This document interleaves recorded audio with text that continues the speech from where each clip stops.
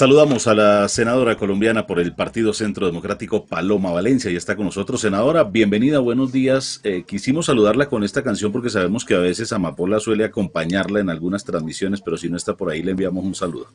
Bienvenida, senadora, buenos días. Hola, muy contenta de esta invitación. Aquí estamos. Un saludo muy especial para ustedes, para todos los que nos están siguiendo. Y qué belleza de canción. Muchas gracias. Amapola ahorita se está vistiendo para ir al colegio. De hecho, está en pataleta porque normalmente la visto yo. Y entonces dice que no se quiere dejar vestir de nadie, aunque ella ya se sabe vestir ella sola. Pues yo le dije, vístete tú sola y ya. Ahí vamos. Ahorita llega. Bueno, de pronto aparece en cámara manifestando la inconformidad. Senadora, arrancan las sesiones ordinarias del Congreso de la República esta semana. ¿Cuáles son, en su concepto, los principales retos para ustedes en el Centro Democrático de cara a esta legislación? Bueno, hay varios proyectos. Personalmente tengo el de la escalera de la formalidad, que tal vez para mí es el más importante. Es la idea de que todas esas pequeñas empresas colombianas, MIPYMES, de las cuales depende más o menos el 86% del trabajo de este país, puedan encontrar un régimen que se ajuste a la realidad de la reactivación. Una de las cosas que hemos oído todos durante la pandemia es cómo se han quebrado la cantidad de empresas pequeñas y medianas en este país. Y nos decimos todo el tiempo, hay que hacer una política pública para ellos, hay que ayudarlos a que no se quiebren, a que salgan adelante. Pero resulta que ni siquiera sabemos dónde están, quiénes son, cómo funcionan, en qué lugar están ubicados, y por lo tanto se vuelve muy difícil. La escalera de la formalidad lo que dice es, saquemos a la gente de la formalidad. ¿En qué sentido? Hagamos una escalera para que, de acuerdo a lo que pudiendo hacer y de acuerdo al tamaño y al tiempo que han estado, puedan ir avanzando. Es decir, que el primer requisito sea que usted se inscriba en la Cámara de Comercio, declare renta en el régimen simple, no pague ni un peso, el registro tampoco le cueste nada, y a medida que su negocio vaya saliendo adelante, vayamos en compañía del Estado ayudándole a cumplir esos trámites. Hoy ser formal son 25 trámites que cuestan entre el 32 y el 47% de las utilidades brutas. Es decir, nadie puede ser formal en esas condiciones, y ahora en medio de la pandemia sí que necesitamos identificar esas pequeñas empresas y ayudarlas a salir adelante. Senadora, buenos días. Usted también hace unos días hablaba de un tema que era que reconvertir la nómina estatal, sacarla de las oficinas para convertirla en una nómina más dirigida como hacia las comunidades y trabajadas con las juntas de acción comunal. ¿Esto también va dentro del paquete de proyectos que ustedes van a trabajar en el Congreso? Sí, no, digamos, ese no lo tengo como proyecto, pero yo creo que esa es la invitación que hemos venido haciéndole al gobierno nacional. Y es, antes de la reforma tributaria se necesita una ley de austeridad fiscal que disminuya el tamaño del Estado, que ponga en cintura los gastos del Estado, porque no podemos gastarnos la plata en burocracia cuando hay tantos colombianos pasando dificultades. Uno de los retos es que ese maravilloso programa que hizo el gobierno de ingreso solidario, donde se incluyeron 2.800.000 personas, podamos llevarlo a 500.000, a 5 millones de hogares. Es decir, necesitamos 2 millones prácticamente más de hogares, y lo mismo familias en acción, pero eso va a requerir recursos y va a requerir un gran esfuerzo. Y lo que yo decía es, mucha de la nómina que hoy tenemos hay que cambiarla, es decir, no podemos seguir teniendo gente en las oficinas cuando lo que necesitamos es, por ejemplo, los grandes contratos con las acciones de con las juntas de acción comunal, con la ciudadanía que vive en cada uno de los municipios para construir la vivienda, las mejoras de vivienda, los acueductos, el alcantarillado, los caminos veredales, que podamos hacer una gran inyección de capital transformando el campo colombiano y transformando los municipios colombianos, transformando los barrios de las ciudades de Colombia. Cuando la pandemia nos dice que estamos cerca o vamos a quedar por encima del 40% de la pobreza, yo creo que es el momento de que pensemos cómo solucionamos las condiciones de vida para que ningún colombiano pueda tener condiciones que no sean dignas. Yo creo que esto tiene que ser un propósito nacional, que lleguemos la plata a hacer lo que se necesita, las vías, las casas, la vivienda campesina, los acueductos, los alcantarillados, y podamos ver que los colombianos que están en peores circunstancias son los que realmente están recibiendo la inversión del Estado. Bueno, senadora, voy a pasar de una vez a la movida política que entre otras cosas se mueve mucho por todas partes y obviamente ese es un tema que hay que tratar porque hubo reunión de los exalcaldes, se reunió Enrique Peñalosa con Alejandro Char, con Fico Gutiérrez.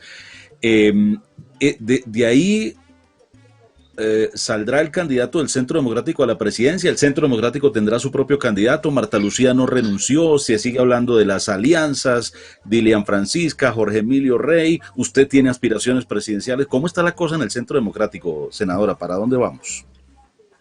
Yo te diría que el Centro Democrático, por supuesto que va a tener candidato. Este es un partido con vocación de poder. Algunos dicen que como el gobierno digamos, no tienen la imagen que esperaríamos que tuviera, entonces el Centro Democrático no debe tener candidato. Yo creo que eso es equivocado. El presidente Duque ha hecho un gobierno honrado, un gobierno de trabajo, le tocó una terrible pandemia, pero le ha cumplido a los colombianos en términos de tener un gobierno que se esfuerza todos los días por hacer las cosas bien. Y nuestro partido representa las buenas ideas que tiene Colombia y no hay por qué dejar que el partido no vaya a tener un candidato. Hoy hay unos precandidatos ya anunciados que son el doctor Rafael Nieto, la senadora Paola Holguín y estamos por ver si el doctor Oscar Iván y si yo entro en esa tripleta o esos 4 precandidatos, pero lo que es cierto es que el partido necesita un candidato porque la política se hace teniendo candidato y proponiéndole a los colombianos. Yo siempre he dicho que yo espero que esta campaña sea una campaña de ideas. Colombia hoy tiene unos problemas muy graves y lo que queremos es respuestas sobre esos problemas. ¿Qué vamos a hacer con los informales? ¿Cómo vamos a superar la pobreza? ¿Cómo vamos a lograr que haya crédito para los ciudadanos que lo necesitan? ¿Cómo vamos a recuperar el empleo? En fin, cómo combatimos la corrupción y cómo evitamos, por ejemplo, que los grandes capitales saquen de los negocios a los pequeños. Yo creo que esas son las preguntas que hoy debieran estar haciéndose los colombianos y creo que en eso es que debemos aplicarnos los políticos. Senadora, ¿y de qué depende su decisión para entrar en ese grupo de candidatos? ¿Y cuál es el plazo que usted está dando para eso? Bueno, depende de que encuentre ciudadanos que me acompañen en esto. La política no es un proyecto solo. Yo siempre digo que un gobierno no cambia un país, lo cambia una ciudadanía que tiene una visión clara de lo que quieren hacer y la fuerza para lograr esas transformaciones. Yo creo en la política con equipos, creo en la política con la ciudadanía, creo en la política que es capaz de ilusionarse con el futuro. De manera que estamos tratando de pensar en las mejores propuestas para Colombia, de pensar en cómo solucionar tantos problemas y de mirar si tenemos realmente respuestas sensatas, creíbles, posibles, para que si llegamos a la presidencia de la República podamos generar los cambios que Colombia necesita. Senadora, aquí hemos hablado con varios representantes, con varios congresistas de la idea esa de extender el periodo del presidente Duque, de los alcaldes y gobernadores, pero hemos dicho que es aparentemente una idea que ni siquiera existe, o sea, no hay un documento. ¿Su posición frente a esa idea cuál es? Estoy absolutamente en contra. Primero es inconstitucional, lo ha dicho muchísimas veces la Corte Constitucional, los periodos son fijos porque el elector votó por un periodo. Uno votó por un congresista o por un presidente durante 4 años y no puede cambiarse. Uno podría cambiar los periodos para los gobernantes que vienen. Entonces, si hubiera una iniciativa en el sentido de que queremos que el siguiente presidente, el siguiente congreso, los siguientes alcaldes tengan un periodo de 5 años en los cuales los colombianos lo refrenden con su voto, está muy bien y se puede hacer hacia el futuro. Pero decir que nosotros vamos a prorrogar las fechas de salida de los actuales mandatarios es muy complicado porque hay un contrato, que es el contrato con los electores, y hay unas reglas que son las reglas de la democracia. Y la democracia es muy clara en que no solamente gana la mayoría y se impone la mayoría, sino que tiene que haber posibilidad de alternancia. Y cambiar los días y ampliar los periodos sería una clara violación a los principios democráticos. Dentro de este tema, los aspirantes al Congreso de la República, ¿usted qué sabe, se dice o no, si sí o no el senador Álvaro Uribe va a volver a aspirar al Senado? ¿Usted qué sabe de eso? Hasta ahora creo que no va a volver, pero no sé si esa es una decisión cerrada. No lo he hablado con él a profundidad. Mm. O sea que aparte de los precandidatos que nos menciona, no hay nombres nuevos, porque muchos especulaban que Marta Lucía Ramírez renunciaría el sábado, pero al no renunciar tendrá ella que buscar otro mecanismo si quiere aspirar a la precandidatura o definitivamente si se queda como vicepresidenta o si asume otro cargo. No conozco cuál será la decisión de la señora vicepresidenta. Ella es una líder muy importante en el Partido Conservador, afín a nuestro partido y tiene todos los méritos para ser una gran candidata y una gran presidente si los colombianos así lo estiman. Senadora, ahorita uno de los temas fuertes que se va a dar en el Congreso de la República es el tema de la reforma tributaria, como usted lo había mencionado hace un momento. ¿Cuáles son esos temas fuertes que usted cree o que va a trabajar el Centro Democrático dentro de esta reforma? Lo primero es decir que muchos colombianos creen que la reforma se trata de conseguir plata para la pandemia y hay que explicarle a la ciudadanía que la circunstancia es otra. Es el problema de la deuda el que tiene Colombia. Cuando el presidente Duque recibió el gobierno del presidente Santos, Colombia estaba endeudada en el 54% del PIB. Es una cifra sumamente alta de deuda pública. Y con la pandemia estamos llegando al 70% del PIB, que es lo máximo que se admite en una economía emergente como la nuestra. Colombia, o más bien, antes que eso, hay unas entidades que se llaman las calificadoras de riesgo, que básicamente analizan los países y analizan las empresas y dicen si usted le debe prestar a esa empresa o a ese país, con el riesgo país, si ese país le va a devolver, si no le va a devolver, y entre más riesgo encuentre para un país, pues más alta es la tasa de interés que usted tiene que pagar. O, por el otro lado, por ejemplo, Estados Unidos, que se considera una economía muy segura, si usted invierte en títulos de deuda de los Estados Unidos, el interés es cercano a cero, es decir, no le pagan nada porque usted sabe que el capital lo va a recuperar. Sin embargo, Colombia pues está en el último grado de inversión. Si perdemos un escalón de ese grado en el que estamos, lo que va a terminar pasando es que nos toca poner la deuda muchísimo más cara. Hoy se nos va un tercio del presupuesto general de la nación en pagar servicio a la deuda, en pagar los intereses de la deuda. Si llegáramos a perder el grado de inversión, pues lo que pasaría es que se nos va el 50% del presupuesto. Entonces la poquita plata que además tenemos termina reducida cada vez más y ahí sí que no vamos a tener plata para la recuperación económica. Esto no sucedería este año, seguramente le tocaría al siguiente gobierno. Entonces algunos dicen, es que el presidente Duque, no, el presidente Duque está pensando en que Colombia no pierda su grado de inversión y en que Colombia tenga una estabilidad macroeconómica garantizada. Hay mucha preocupación entre las aseguradoras, entre las calificadoras, en términos de si Colombia va a ser o no capaz de pagar. Entonces hay que dar una señal, por eso se necesita una reforma tributaria. Decir, sí vamos a tener con qué pagar, no nos quiten el grado de inversión, manténgannos como estamos, que nosotros vamos a ser capaces de pagar. De eso es de que se trata la reforma tributaria. Pero lo segundo que hay que decir es que yo creo que la reforma tiene que tener un gran componente de austeridad fiscal y un súper componente de ayudas sociales. Y al mismo tiempo no debe incluir IVA sobre la canasta familiar, porque no solamente afectaría a los más pobres, a quienes se les devolvería, sino a una clase media que está hoy muy golpeada. Yo creo que la reforma tributaria tiene que centrarse principalmente en la elusión, en la evasión y en algunos de los beneficios que ya existen para sectores. Se deben gravar los altos salarios y se deben gravar las altas pensiones, sobre todo aquellas que son subsidiadas, es decir, las del régimen público de pensiones. Yo creo que, por supuesto, es duro hablar de impuestos en este momento, pero sería muchísimo más duro perder el grado de inversión y que los colombianos no tengamos sino para pagar la deuda. Sí, además muy importante que cuando ese borrador llegue al Congreso, senadora, pues ojalá en concordancia se legisle ese beneficio, en no gravar a las clases menos favorecidas, sobre todo en época de una pandemia que ha dejado, entre otras consecuencias, una crisis económica, desempleo, quiebras económicas y demás, y eso pues ojalá sea un temas que se tengan en cuenta en el trabajo legislativo. Senadora Paloma Valencia, en términos generales, en su concepto, ¿cuál ha sido el mayor acierto del presidente Iván Duque y cuál ha sido su mayor falta o su mayor error o en qué le ha faltado al presidente Duque? hablando de su gestión. Pues lo primero que yo diría, el mayor acierto, yo creo que ha sido definitivamente haber logrado ingreso solidario y haber logrado ampliar familias en acción, jóvenes en acción y adulto mayor en medio de la pandemia. Eso suena muy fácil, porque a veces la gente dice, pues gírele a la gente que está más necesitada. El problema es dónde está y quiénes son y cómo hace usted para que les lleguen los recursos. Ese es un trabajo inmenso y gigantesco. Que el gobierno lo haya hecho tan rápido y de manera tan eficiente, yo creo que muestra un enorme compromiso con los colombianos.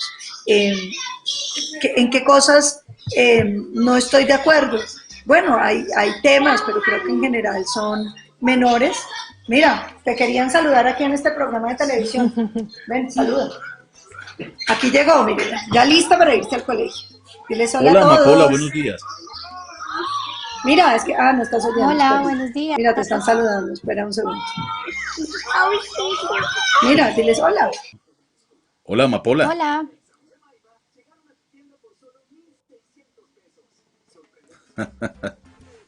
Ay, qué lindo. Amapola es la hija de la senadora Paloma.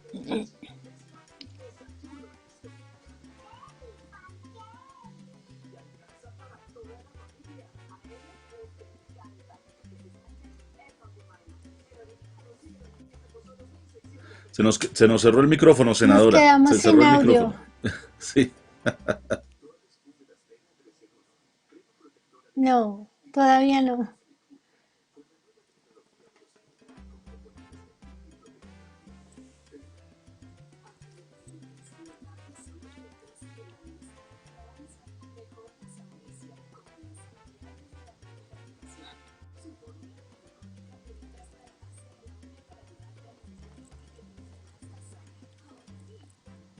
Bueno, llegó Amapola, Sandrita y ¡tra! Pues ella siempre aparece en las transmisiones, ¿no? Apareció en una sesión del Congreso la vez pasada. Bueno, entonces así las cosas, Sandra, para ir resumiendo, parece que aunque muchos han dicho que esta coalición, esta reunidera que tienen Enrique Peñalosa, Alejandro Chari y Fico Gutiérrez, no sé si tenga o no la bendición del expresidente Uribe, la cabeza más visible del Centro Democrático, pero según lo que nos dice la senadora Paloma Valencia, el Centro Democrático tendría su propio candidato y esta coalición entraría también a competir, ¿no? Sí, lo que yo entiendo es que ellos, pues además de esta reunión, han estado y van a seguir por todo el país reuniéndose con distintos líderes de diferentes ciudades y regiones. Bueno, volvamos porque la senadora estaba respondiéndonos la pregunta, no sé hasta dónde quedamos. En lo que no estaba de acuerdo hasta el momento, senadora, estábamos hablando de la gestión del presidente Duque. No, yo creo que ha sido una buena gestión, es un presidente que se ha esforzado por hacer las cosas bien, con honestidad, con transparencia, con amor por Colombia. Lo que pasa es que nadie está preparado para una pandemia. Creo que eso sí se sale, digamos, de las previsiones de cualquier mandatario en cualquier lugar del mundo. Yo creo que el presidente en general ha tratado de acertar y lo ha hecho. Bueno, senadora, hablando de otro tema, hace algunas semanas, algunos días, la JEP reveló algunas cifras sobre los falsos positivos que hubo en un periodo de nuestro país y usted sacó algunas cifras, reveló algunas cifras que están como muy lejanas de las que dio la JEP. Por ejemplo, la JEP hablaba de 6.403 casos, la Fiscalía de 2.248, el CINEP de 1.741, el Ministerio de Defensa de 3.259. ¿Usted por qué cree que se dan este tipo, o sea, por qué pasa esto? ¿Por qué las cifras no concuerdan y son como tan lejanas dependiendo de las organizaciones? Pues lo primero es que esta es una investigación que el país viene haciendo. No es cierto que los falsos positivos estuvieran en impunidad. Cuando empezaron a ocurrir durante el gobierno del presidente Uribe, el presidente Uribe tomó una decisión muy fuerte que fue pasar todos los procesos a la justicia ordinaria, donde existen más de 1.700 condenas por falsos positivos. Esto es muy importante porque a veces a los colombianos les dicen es que todo eso quedó en la impunidad. No es cierto. 1.700 condenas es una cosa impresionante que muestra que el Estado no fue tolerante con esas conductas y que metió a la cárcel a los responsables.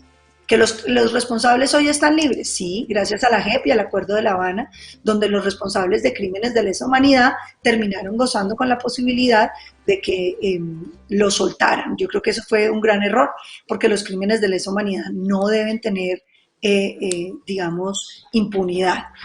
Pero también hay que decir que los casos que presenta la JEP, pues nadie sabe de dónde vienen, porque esos son informes que presentan muchas organizaciones que incluso trabajan con las FARC, diciendo que todos los muertos que encuentran en fosas comunes no son de los paramilitares, no son del ejército, sino que no son de los paramilitares ni de la guerrilla, sino que son del ejército, de la policía. Eso es absolutamente falso. Por ejemplo, la famosa fosa común que encontraron en Dabeiba, que dijeron, es que esta fosa común que hicieron los soldados.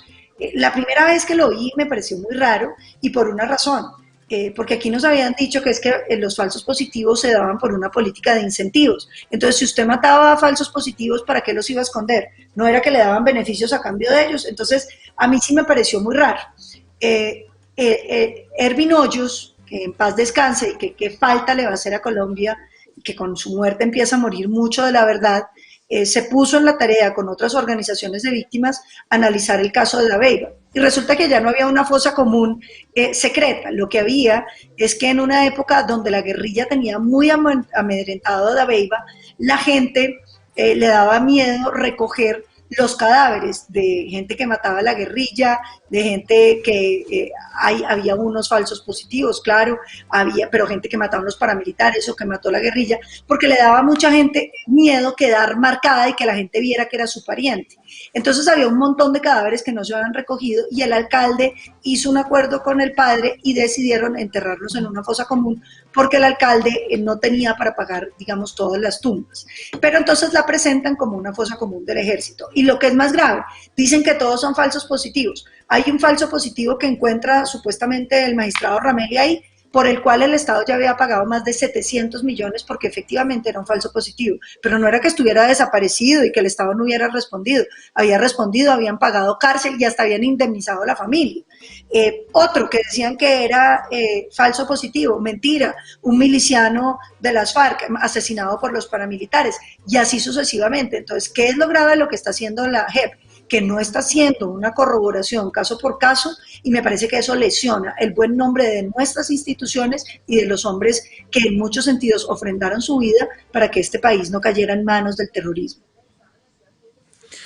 Senadora, y finalmente otro tema que fue noticia la semana pasada, el bombardeo al campamento de alias Gentil Duarte en el Guaviare, y la polémica que generó la declaración del ministro de la Defensa a propósito de las máquinas de guerra. Pues Medicina Legal está haciendo la identificación de los cuerpos, ya han logrado identificar 8 y se supo que uno de ellos sí pertenecía a una menor de 16 años.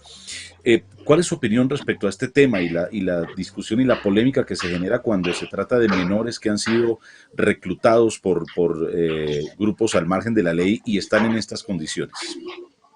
Lo primero es que hay que repudiar de manera categórica el reclutamiento de menores, que le arrebata a los niños su juventud, su niñez, su inocencia, que le quita a los padres a sus hijos y que los hace víctimas y al mismo tiempo los mete en los negocios criminales y en las estructuras criminales.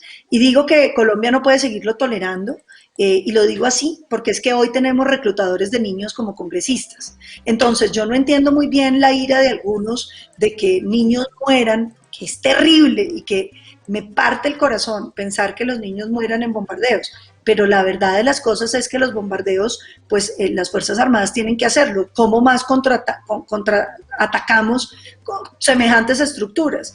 Daría lo mismo que usted fuera con hombres a tomarse los sitios porque abren fuego y también si hay niños van a terminar muertos. Es decir, no hay cómo discriminar o bombardear o disparar diferenciando quién está. Entonces el problema aquí es el reclutamiento forzado. Y yo creo que aquí lo que es claro es que nosotros como país no podemos seguir diciendo que el reclutamiento de niños es conexo al delito político y que por lo tanto es sujeto a justicias transicionales. Quien recluta a un niño debiera ir a la cárcel hasta pudrirse en esa cárcel, porque los niños no tienen por qué reclutarlos, no tienen por qué ponerlos en esas circunstancias. Y me duele mucho que quienes alegan que les importan tanto los niños, en cambio sí les parezca muy bien que los reclutadores de los niños sean congresistas y que no hayan pagado ni un solo día de cárcel. Es que los niños terminan muertos por la acción del ejército, no porque el ejército los quiera matar. El ejército de Colombia lo que quiere es evitar que los niños los recluten, es salvarlos de semejante situación. Pero en las operaciones militares eso puede suceder, porque usted no puede entrar y diferenciar dónde están unos y dónde están los otros. Ahora, hay algunos que lo que dicen es que no vuelvan a bombardear. Ah, bueno, pues esos son los que están del lado de la criminalidad, que lo que quieren es que los criminales se tomen este país, porque evidentemente la superioridad aérea es lo que ha permitido siempre que podamos derrotar todos esos grupos ilegales. Ojalá haya una gran cruzada y un gran consenso por el rechazo al reclutamiento de los niños en este país. Bueno, pues senadora Paloma Valencia, muchas gracias. Éxitos en esta legislatura. Ojalá que todos los proyectos que beneficien a la comunidad, a la ciudadanía, se cumplan y estaremos pendientes de su anuncio, de sus aspiraciones políticas futuras y ojalá que le vaya muy bien a Amapola también, que veo que hace parte de los estudiantes que ya están en la presencialidad.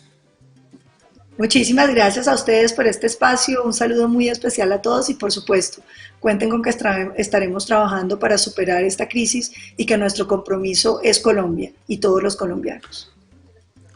Buena semana, senadora. Es Paloma Valencia, senadora del Centro Democrático. En Aquí Estamos, todas las posturas, todos los partidos, los congresistas pasan. Gracias, senadora. Sandra, gracias. Nos vemos mañana. Hasta mañana, Omar. Gracias, senadora, por su presencia.